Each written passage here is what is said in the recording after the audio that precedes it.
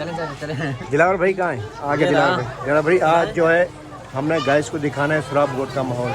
चलते हैं इस भाई के साथ, हम जा रहे हैं शराब गोट। हमारे प्यारे भाई हैं, उनकी किराने की दुकान है माशाल्लाह से, और हम जा रहे हैं शराब गोट का आपको फुल माहौल दिखाएंगे। ठीक है गाइस, तो हमारे साथ रहिएगा। चलें मैं तैयार है, तैयार ना चलें? चलो भाई वेटिंग।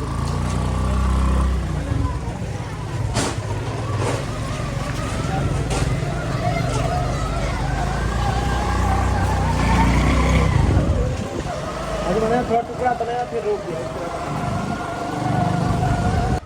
वैसे ना कम लगा भाई, क्यों भाई लगा भाई? उसको बताता बता के बैठा रहूँगा भाई।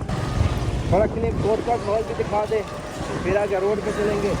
फिर आगे मैं बताता बैठ के बताऊँगा ना, ये वहाँ से जा मेरा अभी 50 तक पीछे का है।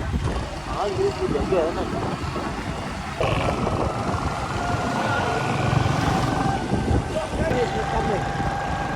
हाँ जितना महंगा होगा बोल दिया मैं में लिया 1800 का।